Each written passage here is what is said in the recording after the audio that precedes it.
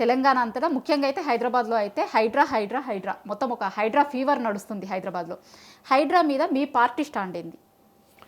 అమ్మ హైదరాబాద్ మీద ఇప్పుడు హైడ్రా ఏదైతే చేస్తున్నారో అది తప్పు అని చెప్తున్నాము. నిజంగానే పర్మిషన్ లేని ఆక్రమించుకొని ఎటువంటి డాక్యుమెంట్ లేకుండా కన్స్ట్రక్షన్ చేసినవి అన్నీ గులగొట్టచ్చు. దానికి అడ్డం వచ్చేది లేదు. ఎఫ్టీఆర్లు ఉండని, బఫర్ జోన్ ఉండని, అది అసైన్ ల్యాండ్ ఉండని తీసేయని వద్దని అనట్లేదు. కానీ వాటికి పర్మిషన్లు ఎవరిచ్చిర్రు అని అడుగుతున్నాం. హెచ్ఎండిఎల్ లేఅవుట్ ఓపెన్ ప్లేస్లలో ఎట్లా వచ్చింది, హెచ్ఎండిఎల్ లేఅవుట్ ఎఫ్టీఎల్ భూములలో ఎట్లా వచ్చింది, హెచ్ఎండిఎల్ లేఅవుట్ బఫర్ జోన్లో ఎట్లా వచ్చింది అని అడుగుతాం. మరి అవన్నీ లేఅవుట్ వచ్చింది ఒక సామాన్య ప్రజానీకము, మామూలుడు, కామన్ పీపుల్ లేదా ఉన్నోడైనా సరే, ఈవెన్ హైరైజ్ బిల్డింగ్లో కొంటోడైనా సరే ఏం చూస్తాడు?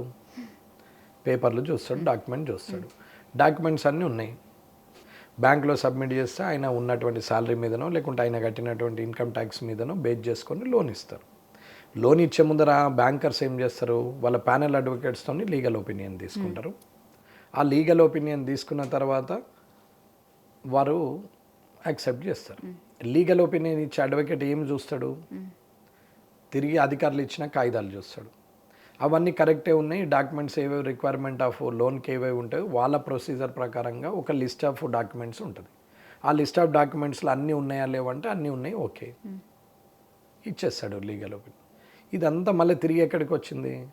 అధికారులు ఇచ్చినటువంటి పర్మిషన్ల దగ్గరికి వచ్చి ఆగింది. సో లోన్ వచ్చింది, ఇల్లు అయిపోయింది. ఇప్పుడు ఇది ఇల్లీగల్ అంటే ఎట్లా? ఈ అధికారులు తప్పిదం చేస్తే దాని మీద యాక్షన్ తీసుకోవాల్సింది ప్రభుత్వం.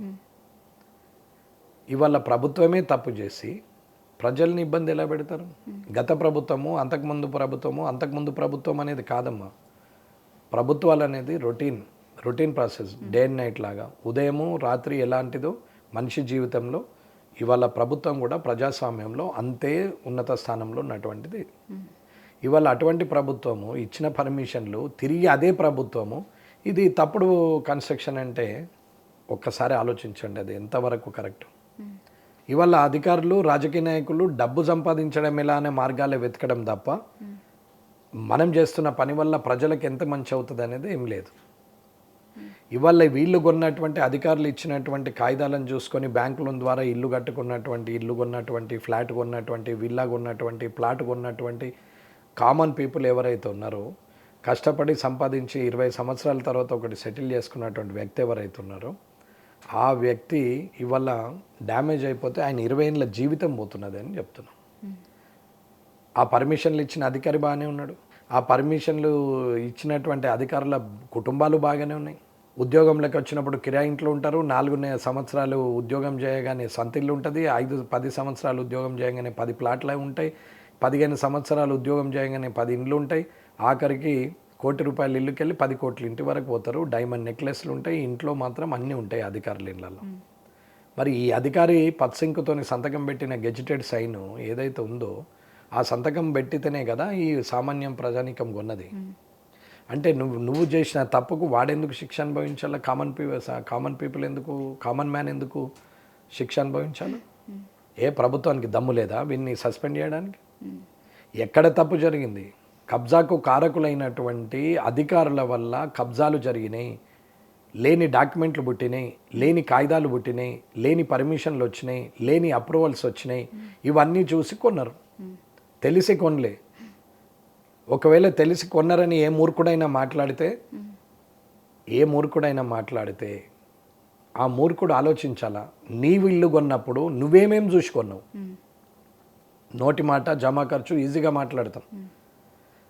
మరి వాళ్ళు తెలిసే కొన్నారు అని అంటారు. నిన్న నేను మాట్లాడిన తర్వాత ఒక లైవ్ టెలికాస్ట్ అవుతూ ఉంటే కింద కామెంట్లలో కొందరు వ్యక్తులు పెడతారు, పక్కన 50,000 గజం ఉంటే ఇక్కడ 5,000 గజం అంటే ఇది కొన్నాడు, మంచి గుల కొట్టిరా అంటాడు. ఇంట్లో కూర్చుండి ఫ్యాన్ కింద కూర్చుండి చాట్ చేసి 2 నిమిషాల్లో డిసిషన్ చేసేసి నువ్వు మెసేజ్ పెట్టినంత మాత్రం నువ్వు పెద్ద మొగనివేం కాదు. కానీ నీ తండ్రి ఏం చూసుకున్నాడు? మెసేజ్ పెట్టినోడే యుక్త వయస్కుడు అయితే నువ్వేం చేసుకున్నావు? ఒకవేళ నువ్వు చదువుకున్న కాలేజ్ రికగ్నేషనే రాంగ్ అయితే నీ భవిష్యత్ ఏంది? ఇల్లు పోతేనే కూడా అంతే బాధ ఉంటుంది కదా. ఒక కాలేజీలో నువ్వు ఇంజనీరింగ్ చదివి నువ్వు ఉద్యోగం చేసిన తర్వాత ఆ కాలేజీలో recognition wrong, registered number wrong, ఇది ఫేక్ కాలేజు అంటే నీ భవిష్యత్ ఏంది? నీ తిరిగిపోయిన చదివిన ఆ కాలాలు 10 ఏళ్ళు తిరిగి వెనక్కి రాగలుగుతావా? ఏం మాట్లాడతారో అర్థం కాదు. కానీ మీరన్న దాని ప్రకారం చూసుకుంటే ఇప్పుడు గవర్నమెంటే పర్మిషన్ ఇచ్చింది, గవర్నమెంటే కూలగొడుతుంది. జనం ఏడికి పోవాలి? ఇప్పుడు ఎవరికి చెప్పుకోవాలి? జనంకి ఏమైనా సమస్య వస్తే గవర్నమెంట్కి చెప్పుకోవాలి. గవర్నమెంటే పర్మిషన్ ఇచ్చింది, ఇప్పుడు గవర్నమెంటే కూలగొడుతుంది. జనాలు ఎవరి దగ్గరికి పోవాలి? జనం అనుకుంటే బంగ్లాదేశ్లో షేక్ హసీనా సింటి పారిపోయింది. జనాలు అనుకుంటే ప్రతి దగ్గర ఉల్టా ఉద్యమమే అవుతుంది. ఇది కూడా అదే పరిస్థితికి వస్తుంది. జనమే కదా, కామన్ మ్యాన్సే కదా, వీళ్ళతో అయ్యేది ఎంత కామన్ పీపులే కదా, వీళ్ళైతే నల్లులు తిరిగా దోమలు తిరిగా అనుకుంటారు. అన్నీ ఒక దగ్గర అయినాడు ఏర్పడుతుంది. మీరేమన్నా స్టాండ్ తీసుకుంటారా దీని మీద? ప్రజల పక్షాన 100% అంటున్నాం. 100% 100% హైదరాబాద్లో ఎవరైతే నిజంగానే అధికారులు ఇచ్చిన పర్మిషన్లతోని, అధికారులు ఇచ్చిన లేఅవుట్లతోని, అధికారులు ఇచ్చినటువంటి డాక్యుమెంట్లతోని మీ దగ్గర అన్ని ఒరిజినల్స్ పెట్టుకొని మీరు దాన్ని లీగల్గా ఉన్నటువంటి వాళ్ళు ఎవరైతే ఉంటారో ఆ ఇండ్లలో అందరినీ కూడా 100% ధైర్యంగా ఉండాలా. అందరు వచ్చేసి ధర్నాకు కూర్చుందాం, గవర్నమెంట్ ఏం చేస్తుందో చూస్తానే పిలిపిద్దామని అనుకుంటున్నా. ఇస్తాం కూడా. ఎవరికైతే కాయిదాలు ఉండేవో వాళ్ళు ఖచ్చితంగా గులగొట్టాల్సింది. ఎవరికైతే ప్రభుత్వం కాయిదాలు ఇచ్చిందో వారి ఇంటిని ముట్టడానికి వీల్లేదు. ఎట్టి పరిస్థితుల్లో అది రంగనాథ్ గారు ఉండని, అది రేవంత్ రెడ్డి గారు ఉండని. ఒక్కడంటే బెదిరిస్తావు, 100ను కట్టడి చేస్తావు, 1000 మందిని అరెస్ట్ చేస్తావు, కానీ 10,000 మందిని ఏం చేస్తావు? ఎవడూరుకుంటాడు? ఇది ఇక్కడే జరిగినటువంటి తంతు కాదు. మహానుభావ ముఖ్యమంత్రి అయినా ఆలోచించుకో. ఇది మున్సిపల్లలో ప్రతి మున్సిపాలిటీలో ప్రతి మున్సిపల్ కార్పొరేషన్లో జరుగుతున్నటువంటి తంతు ఇది.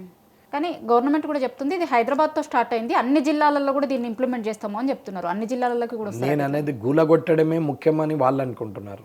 శిక్షించమని నేను అంటున్నా. గులగొట్టడం ఎందుకు గులగొడతావు? అధికారులు ఎవరైతే ఉన్నారో, తప్పు చేసిన అధికారులు, సంతకాలు పెట్టిన అధికారులు, వాళ్ళు రిటైర్మెంట్ అయితే పెన్షన్ రికవర్ చేయమంటున్నాము. వీళ్ళు పాపప్ సొమ్ము వంచుకున్నందుకు పిల్లల నుంచి వాళ్ళ ఆస్తులు జప్తు చేయమని చెప్తున్నాం. లేదు చనిపోతారంటే భార్యకు పెన్షన్ ఇస్తుంది, పిల్లలకు ఆస్తులు ఇస్తాడు కాబట్టి అవన్నీ రికవర్ చేయమండి. ఇవన్నీ జమ చేసి ఎలా నేసి ఆ డబ్బులతోని ఈ ప్రజలకు కాంపన్సేషన్ ఇవ్వమని చెప్తున్నాను. మీ పార్టీకి సంబంధించి మీ కేంద్ర మంత్రి కిషన్ రెడ్డి గారి మాట్లాడుతూ రియల్టర్లని బ్లాక్మెయిల్ చేస్తుంది కాంగ్రెస్ పార్టీ, అందులో భాగంగానే హైడ్రాన్ తీసుకొచ్చింది అంటారు. అవునమ్మా. ఆయన ఒక వెర్షన్లో మీరు అన్నారు చూడండి, 2-3 అమ్మ ఒకే క్లాస్లో అందరం చదువుకుంటాం. అందరికీ ఒకటే క్వశ్చన్ పేపర్ ఇస్తారు. ఒక్కొక్కరి విజన్ ఒక్కొక్కలాగా ఉంటుంది. పార్టీ హైడ్రాని సమర్థిస్తలేదు, అట్లని విమర్శిస్తలేదు, న్యాయం చేయమని అంటుంది. అందులో ఉన్నటువంటి దాంట్లో తప్పు చేసిన అధికారులకు శిక్ష పడాలి, అమాయకులైన ప్రజలకి కాంపన్సేషన్ ఇవ్వాలి అనేది నేను చెప్తున్న డిమాండ్. అది కిషన్ రెడ్డి గారికి కూడా తెలుసు.